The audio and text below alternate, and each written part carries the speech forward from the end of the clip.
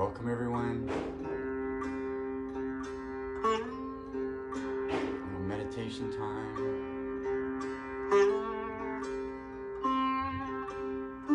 Just let the sitar take you deep.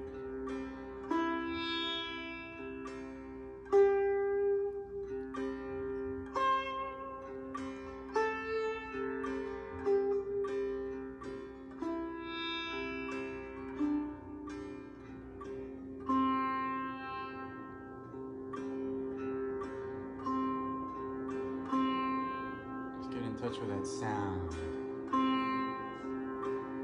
lot of motorcycles going by, right? I'm competing with the motorcycles.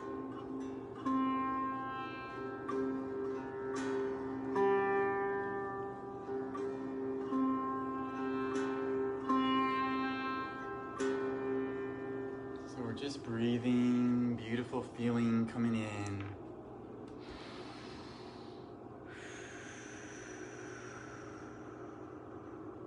Meditation is that act of compassion on the body, act of compassion for the mind. It's pure compassion, right? Compassion in action, allowing the body to express itself, allowing any pain to come up and release whatever's not right. Just come to that balanced place. Good feeling.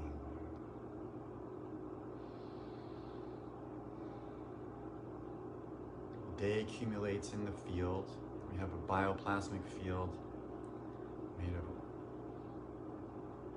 plasma, right? We are living bioplasma, or the fifth stage of matter, evidently. There's liquids, solids, gases, plasma, and us. So here we are, mighty bioplasma.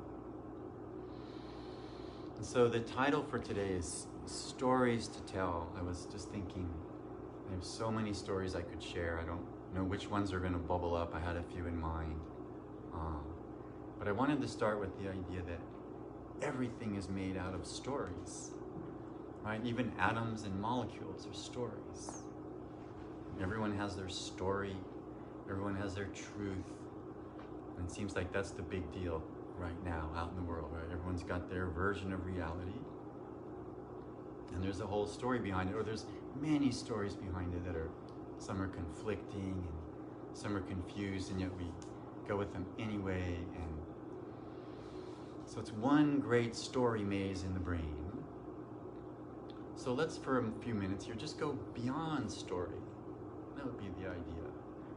We'll just liberate ourselves from story, even if it's only temporary. It's a good thing to relax the brain, to turn off the ideation mechanism, to turn off that eternal yakety yakety yakety yak going on. And how do we do that? Basically, we relax and just let those thoughts just float up and just park themselves, and then they cease to be so just that weird sound in the background. Hang on 1 second. That's being taken care of. The insidious dryer. We've all kind of been in the wash lately, and now we're being hung out to dry. So, you could say spiritual practice is sort of like the wash, right? Spiritual practice is what we put forth, the effort we make, the fire we ignite in ourselves. And then that blazes up, and with our biorhythms, there's going to be moments in the day where you surge with energy, and then there's that dip, right? We're kind of a wave form of energy. And so in order to embolden the body, power the mind all day long, it turns out that if we just park for a little while and get quiet, wondrous things can occur. So let's do that. Let's just drop into the quiet.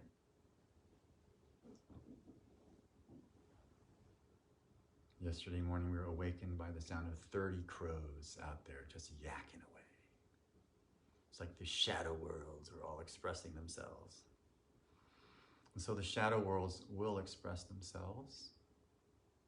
Meditation is a good place to listen to these deeper voices and then release them. Let's just drop down. Listen to the stories you're telling, perhaps, about yourself. How they can change in an instant.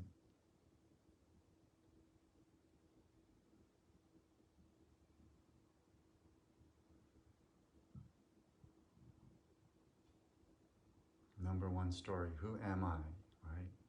This is an entire yoga of self-inquiry, embodied perhaps most by Ramana Maharshi, the saint of southern India. That was his meditation, was who am I? Who am I? Always, who am I? Right? We think, oh, I know who I am, and then you don't, or then something changes, and then there's a deeper part of yourself arises. So it's a good thing to do, just keep asking, who am I? Who am I? And so we breathe into that beautiful feeling of the supreme I am self. We could say, well, that's a story too, but that's actually an experience. There is a turiya state. There is a state that's beyond waking, dreaming, and sleeping, and this is the yogic expression, right? This is the yogic experience. This is why people meditate. This is why we do the yoga, right? To transcend 3D, 4D, pain, density, frustration, right? It's possible to transcend the dimensions of space and time by sitting quietly. You think, well, how's that work, right? You're still there. But as you sit quietly, your body begins to dissolve, essentially. It's there, but you don't notice it. Your mind is there, particularly at the beginning with your ego and your thoughts, and then that starts to relax. And you're left with this big, beautiful space. Spacious graciousness. Big, beautiful space. You just breathe into that space. Beyond the stories, into the transcendental experience.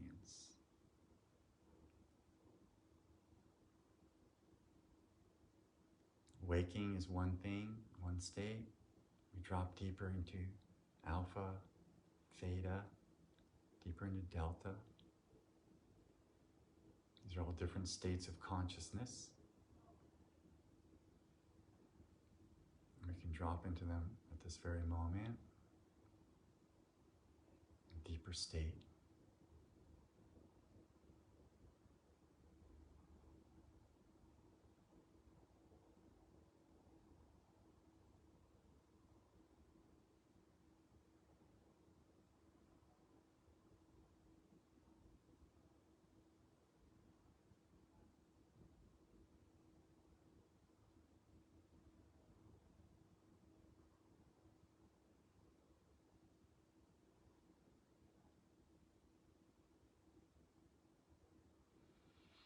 Breathing.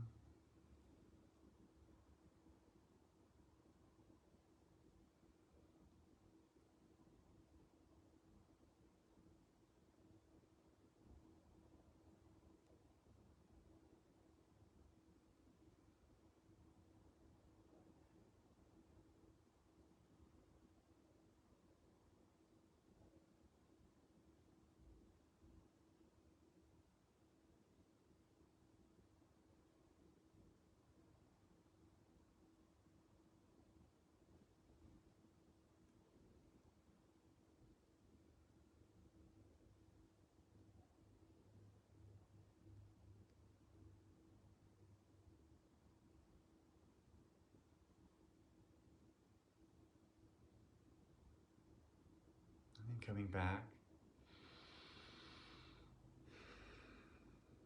And then just notice, what happened to you then? Where did you go? What unfolded? Was there a moment where you just sort of disappeared? That's really good, actually. Because most of the time we're sort of captured by the mind, right? We're held, we're pinned down by the this constant mentation. It keeps questioning, keeps getting upset, keeps reacting to everything, right?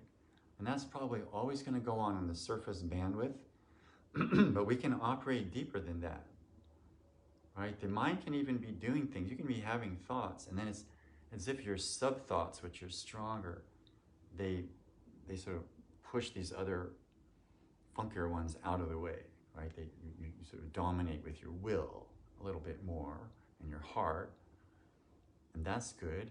And what meditation will do is it's like froth on a beer, right? This stuff's going to bubble up, and the more pure, the more, call it, refreshing, new feeling of consciousness is rising.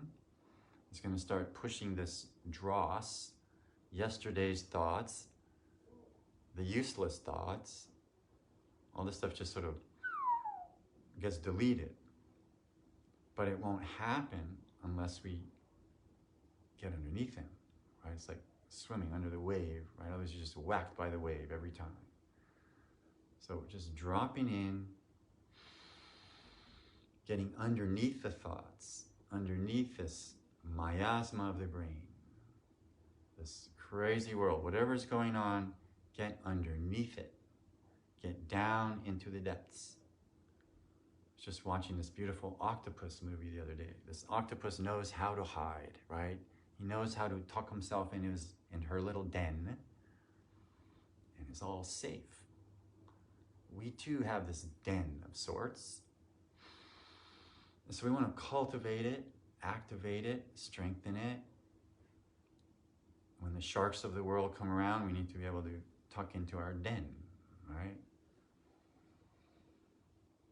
So let's just do that again. Tuck into your inner den. And just get cozy. Because if we're trying to find that out in the world, it's not there. It's just not there. You'll experience all kinds of experiences and feelings in the world, but this cozy, connected, womb-like absorption is unique to this experience, right? To the state of dropping in and doing that. Because the consciousness itself actually changes. That's what's so interesting, right? It's not the same as a beta wave activated state, right? That's above 14 hertz per second. And when we drop down below 14 hertz, we're into the alpha wave band. Very creative place. Artists, dreamers, creative people tend to spend a lot of time in this creativity band of the alpha wave. And all you have to do, it could just take seconds. You just daydream right in, right? Kids do it all day in school. They just look out the window and it's their brain relaxing on some level, right?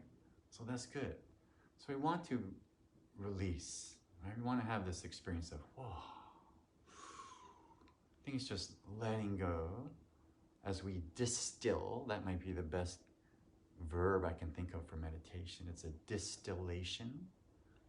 Because when you get still, you clear what is ill.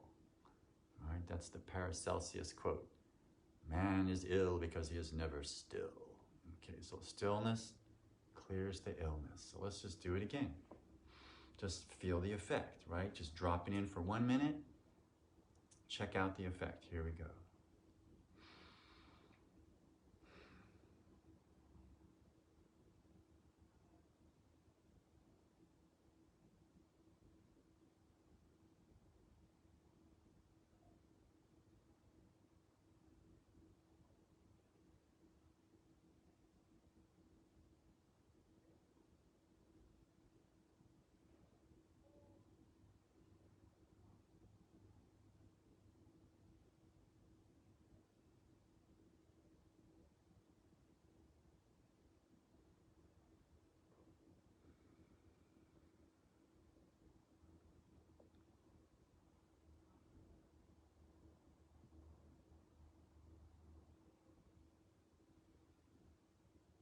Gently breathing, coming up to the surface again.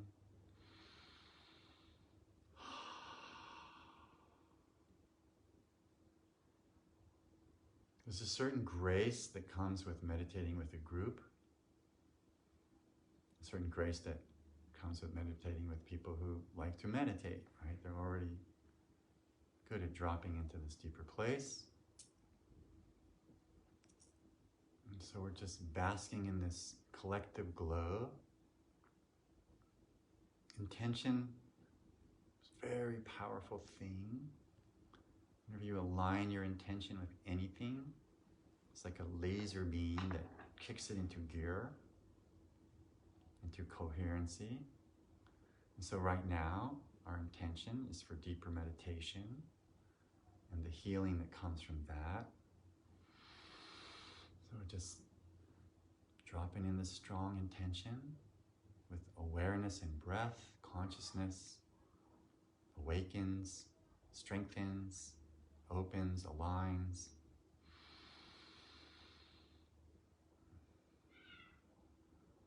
And the contractions of our story and our brain don't really have a chance against this expanding grace, kundalini, arising feeling that rises up because it loves meditation. That's part of why it works. When you meditate, you excite the deeper sensitivities of the body. In India, they understand every sense as having a deity.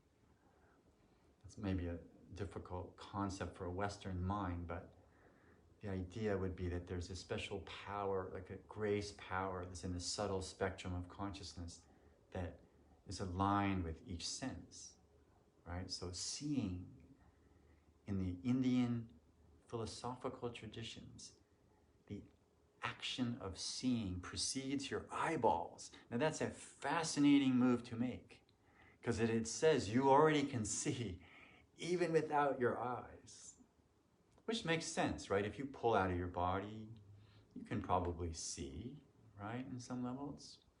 I've been up, speaking of stories, I remember, here's one. I was in Miami. My father had been taken hostage in Iran, and I had gone to take refuge with Swami Muktananda at his ashram in Miami. And there was all kinds of people visiting, famous people. It was a room, maybe 400 or 500 people. And there was a meditation going on where I suddenly realized I was up above my body. And I was like, whoa. And I'm looking down, and I'm like, sure enough, I'm up there. I can see all the people around me. I can see myself down below. My eyes are closed. That was really bizarre. And I'm looking around, and I'm feeling like, wow, Baba is talking to me. There's something going on here. He just pulled me up and zapped me or something. And so then at the end of the meditation, I came back down into my body. And I was like, wow, I'm not my body. That was fantastic. Just to have that revelation, right? That, oh, I'm up here, my body's down there, I'm different from my body, and that's fine, actually. I'm totally fine without it, or at least in its meditative mode. So let's just notice this, that there is evidently like this astral cord that keeps you in your sheath, right? It keeps you anchored in your body. And some people describe it comes from down in this mid-body area. Some folks who study the atomic table in the body suggest that it comes from the xenon level, which is the noble gas that rules the second chakra. And so what does that mean? It means that your kite is tethered to the deeper substratum of your being. In other words, up where it's all light and fluffy and hydrogenated, that's all great. But then in the deeper part, if we drop down deeper, where actually our bioplasmic body is anchored there in a profound way, which makes sense. If you're anchoring your subtle energy body up here, that's almost too light. It's not going to kind of acknowledge the deeper spectrum. So it makes sense that the bioplasmic sheath would basically be anchored in the lower portion. And so let's just notice how you're distributed when you close your eyes. And here I'm going to give you like a template. What does that mean? So, hydrogen above your head. There's 2 octaves. Let's just breathe. Notice that you're a hydrogen being on some deep level. Very spacious and open and expanded. And as we get contracted, we're dropping from the hydrogen pressure, which is very light. It gets heavier. The atomic table is the body. And it drops right down to the 2nd, 3rd octave is helium, carbon cycle, lithium, fluorine, boron, nitrogen, oxygen, beryllium. This is quite a space to operate in. So let's park there. So let's fix up the 3rd octave of creation. What does that mean, fix it up? So we give it lots of space, allow it to be, focus on it, notice it. What's happening in your brain is the question. So let's just notice what's happening in our brains. Next 30 seconds.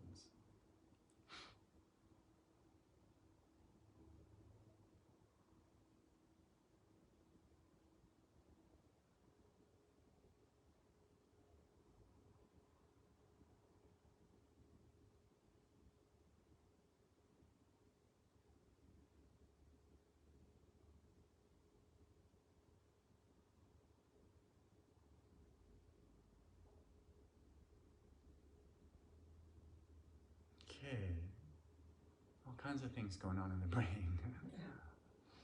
So what I noticed for myself, maybe it's because I'm guiding the meditation, I have a responsibility here, is I was noticing more of the energy that was coming out of my heart, kind of moving through my brain. So I was identifying more with the feel, the glow factor. But I did notice that I was picking up distant sounds. There were certain swirls and circles in the visual field. I could feel parts of my body differently than other parts. So what's the point of that? This is a kind of self-monitoring that we can do to keep dropping us deeper and deeper. Because essentially, the hypnotic effect of the world, the television, your smartphone, everything that is constantly pulling on your senses, it's just getting worse and worse for kids, evidently, that this is the necessary counterpunch to that, right? To completely release the suction going on the outside and reboot from the inside out. So you're truly anchored in your being and you're totally comfortable with just being. And most people aren't, and that's the problem, right? That we get agitated, we have to go. So that's what meditation is, right? Getting really comfortable with just being. Okay, so let's take just that thought for a minute. Just work with that. Just feel good. It's a choice. It attracts abundance. It attracts everything you want. A good feeling attracts the healing. That is literally my motto for my work. Good feeling attracts the healing. So we can bake up a pretty good feeling. You've had a million good feelings in your life. You just grab one and unfold it. Just bask in the glow of that great feeling. Hi, Bhakti. It could be anything. Any good feeling you have. There's the word Bhakti, right? It's a person, but it also means divine love. So we're just going to feel the Bhakti, feel that great feeling in your heart. And then notice how that sends out this amplitude wave that realigns everything to this flowing divine equation of infinite potential, wish fulfillment, right? Much better in this wavy gravy of consciousness than when we're all rigid and all upset about stuff, right? So just melting it and dropping into the heart. Here we go. Good feeling attracting the healing.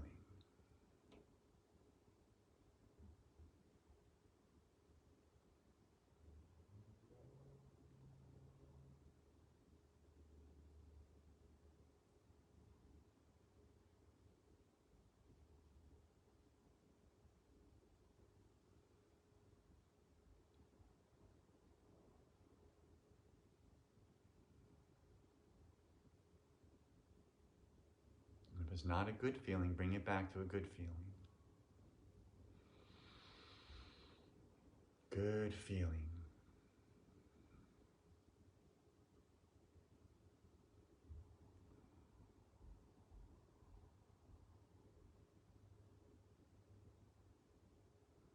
Okay, so maybe that was difficult. So let's do a few things in case it was to assist your body's ability to just feel fantastic. So we're going to do something called the Sheng cycle. In Chinese medicine, this is the elemental sequence of the glands, the elements and how they work through the the organ pairs. So let's say we have kidneys, bladder, liver, gallbladder, heart, small intestine. That's the first three of that batch. Let's work with that. So what does that mean? So we drop in, we're going to talk to your kidneys for a minute. These are happy little guys, right? They're working overtime. We're just thanking our kidneys. We love you guys. Kidneys, bladder, water, energy. And water is really the ancestral flow bubbling up, right? Ancient beings live in our body as thoughts, words, deeds, the past, our DNA. So these ancient beings are vibrating there, right? You are a composite makeup of thousands of people that came before us.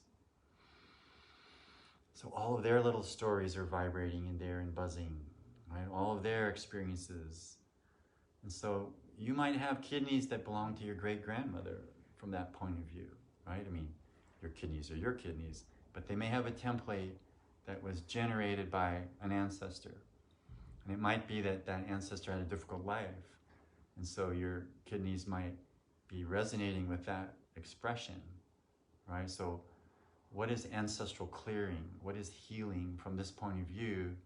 It's sending love and light and prayers, meditative feeling, very specifically to these people that came before you, right? It's an ancestral cleanse. In the yogas that many of us have participated in, there have been various fire rituals and events where the ancestors are purified, right? The ancestors are assuaged, are offered love and grace and ghee and spices and nourishment, and then the response is that they give back and we feel better, right? That's very simple. So, thanking your ancestors is a great thing to do. If you're at war with your parents and your family, Carl Jung would say, well, that's what mental disease is, right? So, we want to resolve that. Let's resolve our ancestry. Each time we do something like this, it's going to be different. You're probably going to connect to different ancestors, so they seem to show up at different times. I can't tell you how many clients I work with where it seems like a specific ancestor has brought them to me in order for me to connect to them and clear them, right? The problem that they actually have, somehow intuitively we track it back to that person. And then we talk to that person. Maybe they died 100 years ago, but they're still there somewhere, and they're probably vibrating in the field of your DNA. And so telepathically, they experience your healing, your request, your grace, and then there's a instantaneous response. We think, how is this possible? Spooky at a distance, but it really does work, because when we do this, amazing things happen, right? That's the proof in this wondrous pudding. So, little ancestor blessing. Just gonna use this bell here, a little cleanse.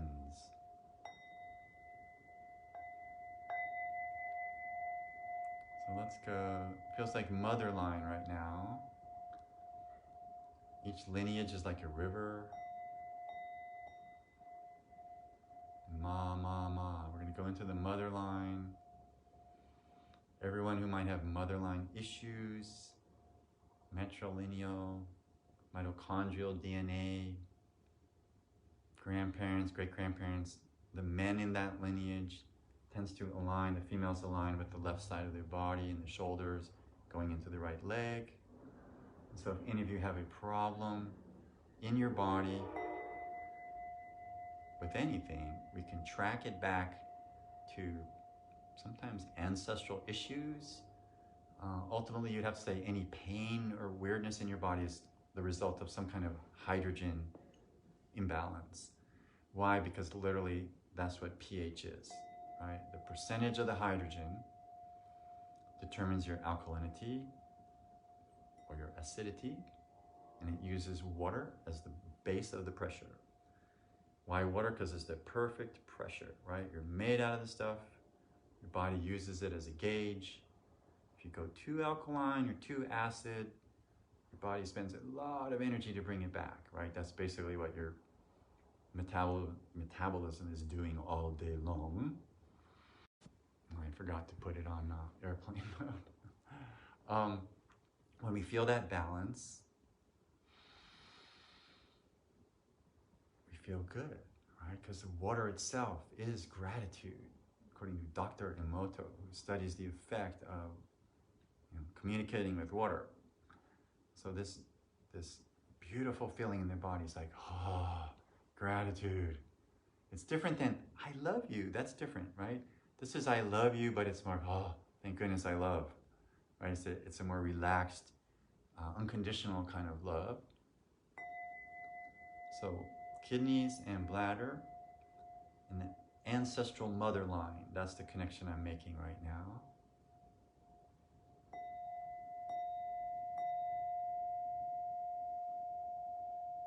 I asked the question inside, like, well, why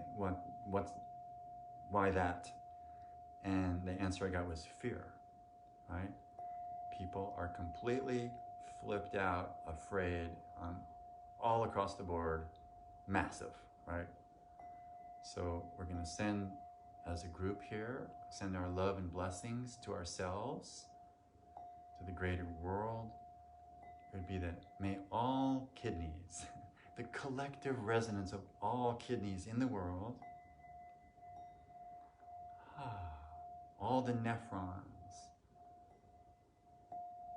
all this wondrous organ that maintains the water pressure of the body, so critical, so infected by fear, by dread, by terror.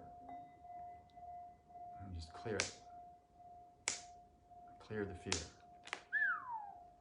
How do we do that? Remember the Supreme Self. Probably the #1 move you can make if you're afraid. It's like, it's all God. Right? Some people say, that's a spiritual bypass. No, it's a material bypass. Meaning you're recognizing that it's all the divine consciousness, in which case you can negotiate with that, you can balance with that, you can resonate with that, right? You can be part of that, and in that recognition, it brings coherency and balance. If we don't recognize that, that's the problem, right? You kind of become a split off part, and then split off parts don't feel very good. So let's unsplit off, let's come back, connect. Beautiful kidneys, we thank you. Bladder, eliminative systems, water principle.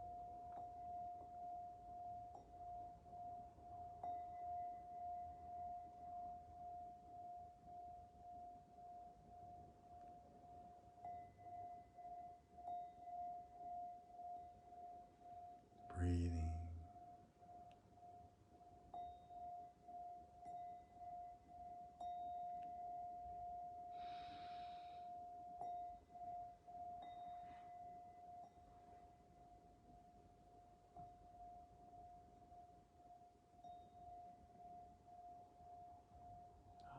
Just thanking your kidneys. I love you. Thank you, kidneys. You can reach around and just touch them, right? Thank them. Like literally acknowledge them.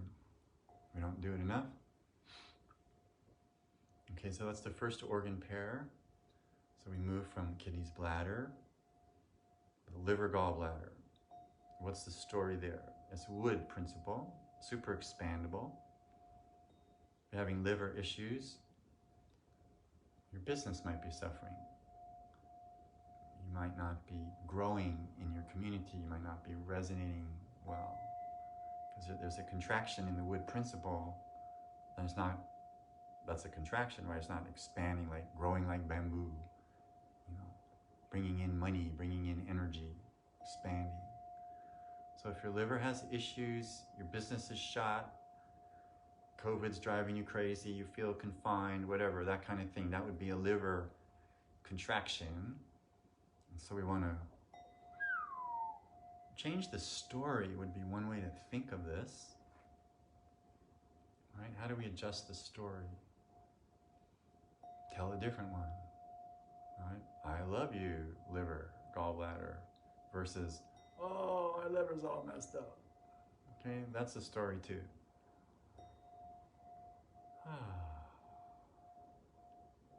Thanking your liver, gallbladder.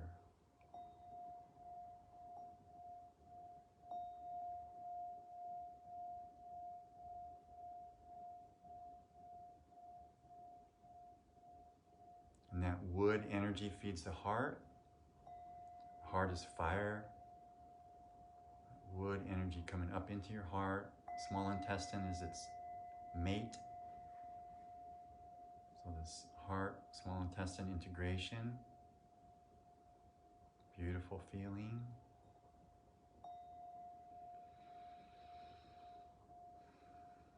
Fed by the logs, the wood of your liver feeding this fire of the heart.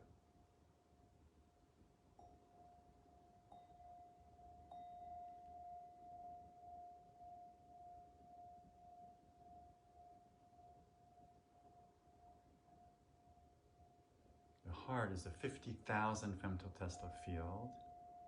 Its gravity is phenomenal. It goes way, way out into the room.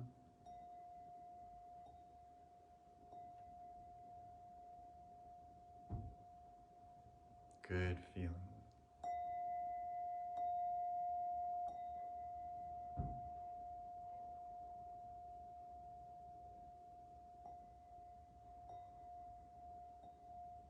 So just, we're parking there in the heart, water energy feeding the wood, feeding the fire, blazing in the heart.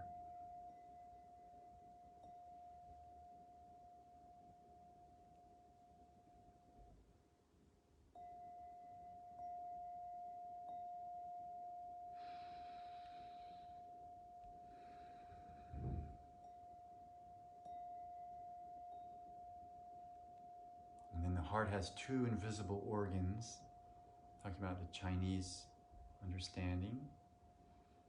The pericardial sheath, the sac around your heart. Let's just bless that. It's like put on a new leather jacket. Take off this old shredded thing that's ripped up by the excoriation by other people that might have an issue with you, or whatever it is. People sending negative stuff at you. Oh, that hurts the heart, right? And so we have this protective sheath. It's like any protective sheath, it needs to be replaced. So we want to refresh. Regalvanizing the periphery of the heart.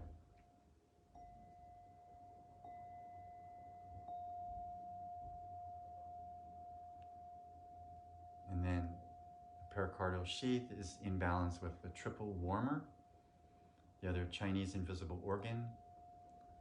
Invisible organs are very subtle, but they do a lot of work.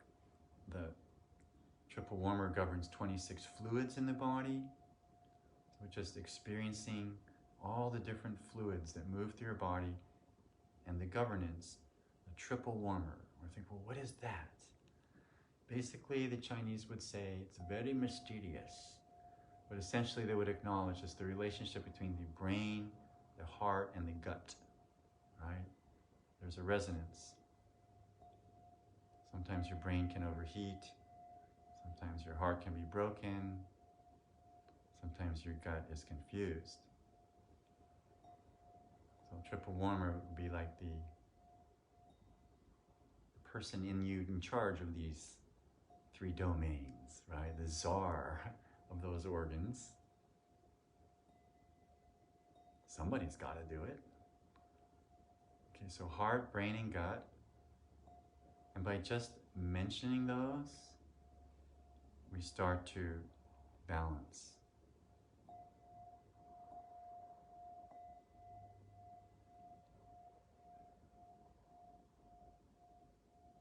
Brain relaxes, heart fluffs up, gut comes to resonance.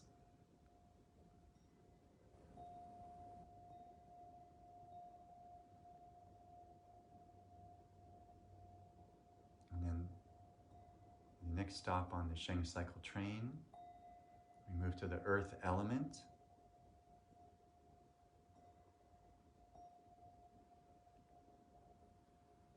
Stomach, spleen, resonating with stomach and spleen, digesting reality.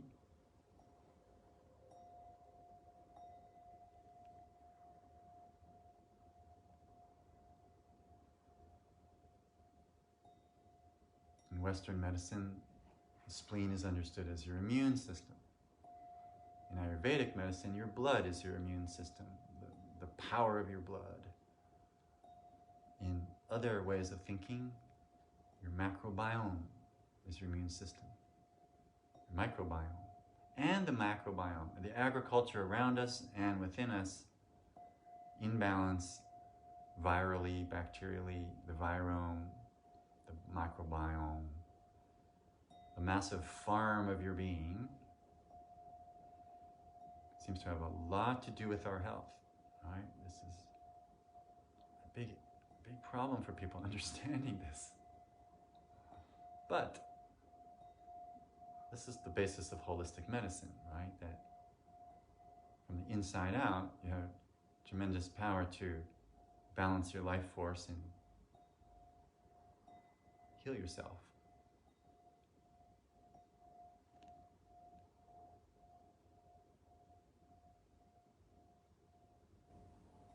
Just feeling the power of digestion, power of assimilation in the heart, small intestine, and then elimination is the third part of that process. Large intestine resonates with the lungs, right, as the organ pair. The body is full of pairings. Hormones come in pairs, atomic elements come in pairs, arms and legs, other things. And so we just notice this pairing, this symmetry of the body. Stomach, spleen, earth energy. And that supports large intestine, lungs. That's a metal energy, which in our way of thinking is air, right? Air and metal. Same in the Chinese understand air as metal. And so I've got some metal here. This little bowl bell from Japan. Metal just cuts right through. In an African band, the person playing the cowbell is actually the band leader usually, right? Because everybody can hear the cowbell. Cuts right through. Metal, beautiful metal.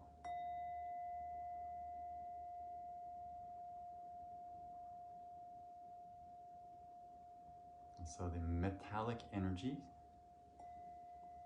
of the large intestine, lungs, comes to the end of the cycle and re-energizes kidneys and bladder. So the cycle comes around, right? Water feeds wood, feeds fire, feeds the invisible, feeds the earth, feeds the metal, back to the water. And that would be us, right? It was just a continuous cycle. There's other variations. The Chinese have the Ko cycle. These are different directions of these energetics. The way the organs and glands have polarities as well. Very complicated. But if we come to stillness, what is so fantastic is that the balancing occurs by itself. Right? This was always the command of my guru, that when you receive this Shaktipat, receive this grace, that you didn't have to do a lot of yogic practices, because the Shakti knows what to do. The Shakti is going to get in there and take care of you. And I would support that. That's true, right? Doesn't mean we don't take care of ourselves as well, but there is that component where you just allow it to be. It does it by itself. So let's just go back to meditation for a minute and just bring in this quietude, this stillness. And just while we've explicated the Sheng cycle, just for the next minute, notice how this is working in your body. You could start with your kidneys and just feel that part of you. Some people don't even know where their organs are. It sort of blows my mind, but they don't think about that stuff, right? They have other jobs. So it's really good to know where all your organs are in your body, obviously, and to consciously connect to them periodically. They have brains. They're more than smart, right? They're like, I heard it compared once to the Andromeda Galaxy. They're as complex as the Andromeda Galaxy, any organ. Slight overstatement, but interesting statement, right? Okay, so just feel that complexity of your being and then bring it back to some simplicity so that you can manage it. We have these little stories we're talking about, right? That govern, that teach us, that guide us. The stories of the organs and glands. And we breathe.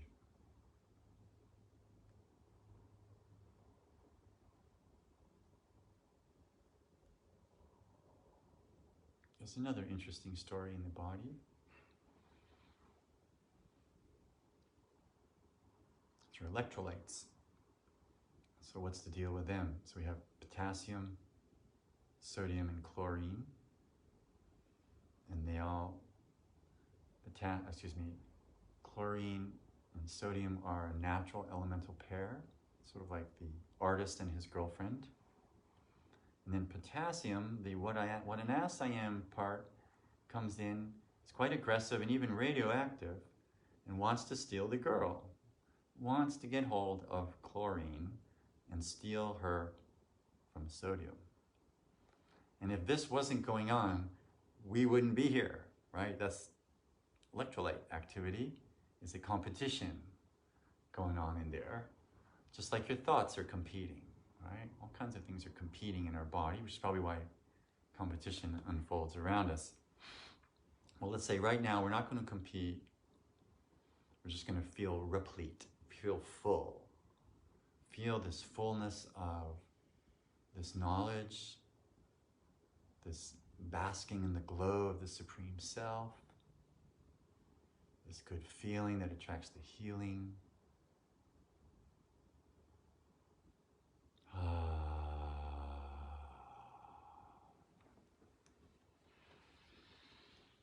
Basking.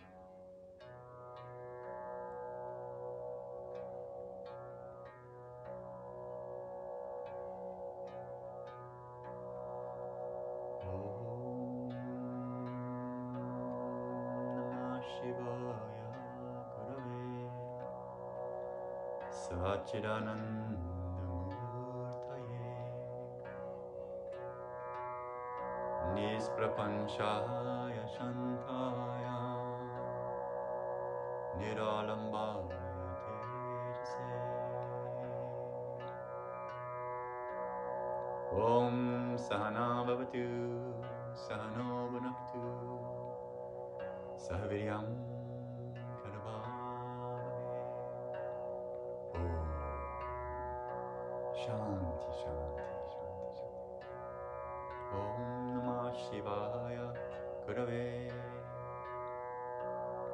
Satchidanandamurtaye Nisprapanchaya Shantaya Om Shanti Shanti Shanti.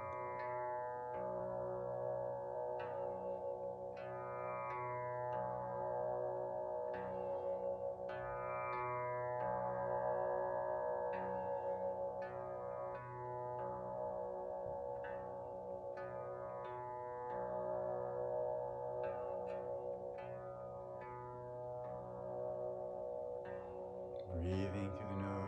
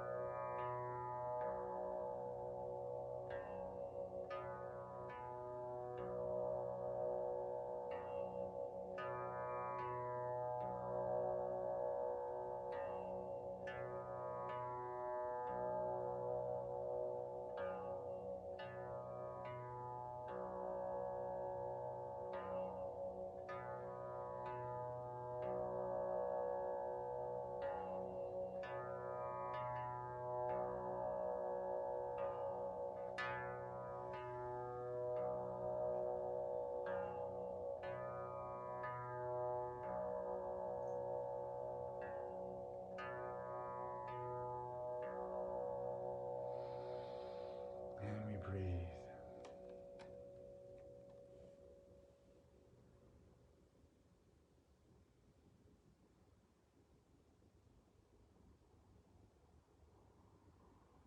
Okay, my little story light went off. I want to tell you a story. I had a client, I could say maybe you could say I still have a client, he's still with us, who, I'll spare some of the details that would identify the person, but basically had a big fall from very high up and hit their head to the point of being in ICU for 2 months. And nothing was working for this person. It was just one daily nightmare after the next. And his girlfriend was introduced to me at a certain point. I was working at Paradise Found, and my friends Bonnie and Lucky showed up and said, "Sudama, you gotta heal this guy." And I'm like, oh, okay, who is this guy? So I called his girlfriend, and she described the situation and said she really needed a miracle and that she was pretty much ready to give up, and they were sending him to hospice, I believe, the next day. And so I said, okay, well, we haven't done any transmission work, any healing work yet, so let's give it a shot. I'm just going to do this remotely, telepathically. I'll check in with you tomorrow, right? Because it's already like 10 o'clock at night. And so I sat down and I did all the things they do when I do remote healing. And what came up was the mother line of this person. There was a grandmother in there who had been the nicest grandmother ever, and up to the age of 6 years old. I'm glad, Kalyani, you're feeling better. Up to about the age of 6, it was all great, greatest grandmother ever.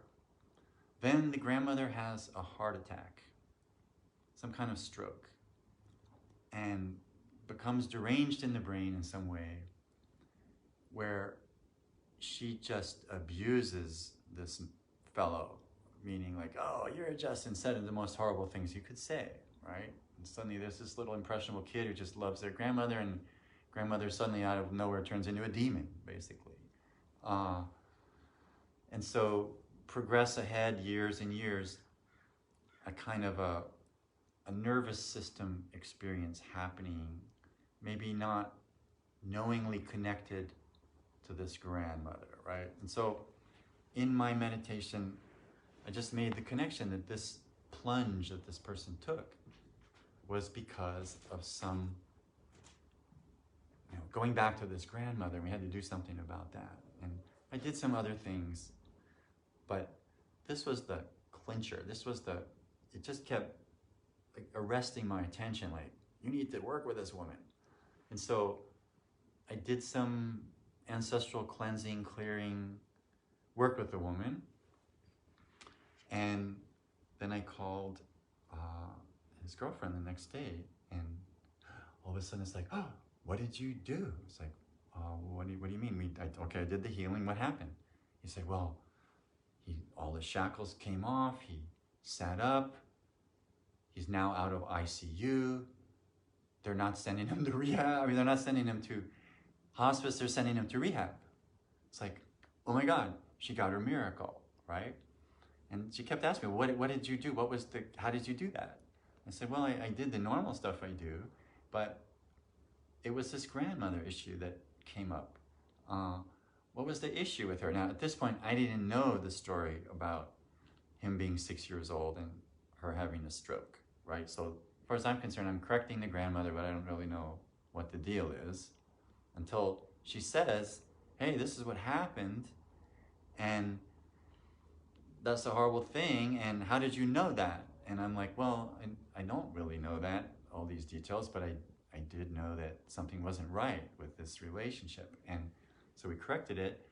And there's an example, in my opinion, of how you correct a genetic issue in a person and their whole life can shift, right? Because ultimately they're healing themselves, but they need you to help boost them over the wall. They need that little bit of whatever it is that releases them from the spell of their own trauma, right? So it's essentially a kind of a grand scale trauma cleanse based on an ancestral snag. So there's an interesting story, right? That's how it can work. This person is now driving a car. He's totally fine. It's an incredible story, right? That he could go from being basically dead to not being dead based on a little adjustment with a grandmother. I don't know. That blows my mind. It blows my mind every time this stuff works like that, because it is so amazing that it can work like that. So let's breathe. There's a ton of stories like that. That may be one of the more remarkable ones in terms of the drama. But we can all do this in different capacities, right? When we send love to our family and friends, we're telepathing them, right? We're sending them a beam of beautifulness that then comes into maybe they're not feeling so beautiful that day, and that shifts something for them, right? They have a different experience based on your transmission to them, and it's totally amazing what we can do, right? There's a lot of modalities out there that address this kind of thing, from Reiki to Yuen method to basic telepathic transmission, however you want to do it, right? The remote healing technologies that come with remote viewing. There's all sorts of remoting. So I think we're pretty much done here for today's meditation. Let's drop in for a little longer and seal the deal. Feel everything that we've been doing, the effect. You should feel more relaxed from the Sheng cycle work.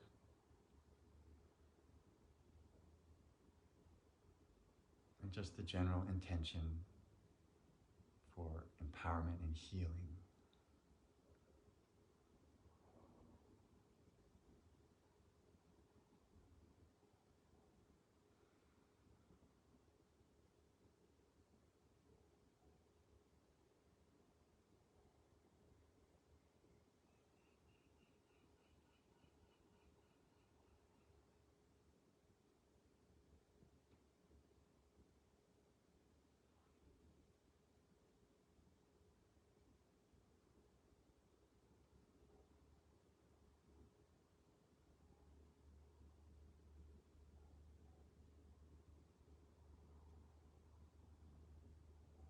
Since we're talking about telepathic transmission, maybe pick a person in your life who needs it. Maybe they've passed away and their spirit is floating somewhere that's still in need, right? You can still connect to them. I had a client once who had a tumor in their gut because they weren't able to say goodbye to their sister properly, at least in the way that they would have liked to. And the tumor actually started when the person's sister died. So there seemed to be a connection. So when they came to me with this issue, and this is how we do this sort of stuff. We track it back, see what was the situation at the time, what emotional, mental, spiritual dynamics created this tumor in you, or your response to that situation. And so we worked with him forgiving, or for communicating with his sister telepathically, even a couple years later, and that made him feel incredibly good, right? That resolved that unfinished business issue with the sister. And then when he went down to the Boston hospital and had what was the residuals of the tumor removed, he was informed that the tumor was dead. Which makes sense, right? That if he had this tumor based on having this upset for so long, and then resolving that upset, then the body realigns itself, right? That upset is no longer the negative electric pressure driver of that problem, and then resolves. So I would suggest that every problem we have is in some form this imbalance in the hydrogen systems that create like this torque, this pressure that starts to go negative, and then the negative energy gets in there, and that starts to attract, whether it's virus, bugs, disease, car accidents, you name it, right? Bad stuff shows up. Negative electric pressure is the problem. And so then how do you stop that? Well, this is kind of what I'm all about. That's why we meditate. That's why I'm talking to you about this stuff, that you can neutralize the negative charge in your body and other people's with the, call it mind over matter, right understanding, good technology, love, resonance, the list goes on, right? These are all these capacities we have, right? To love people properly, love ourselves properly. Okay, how about a little bit of sitar and mañana. I'll be doing a 4:32 meditation Pacific time, Tuesday. Please join me. This is fun. Just feel the bliss.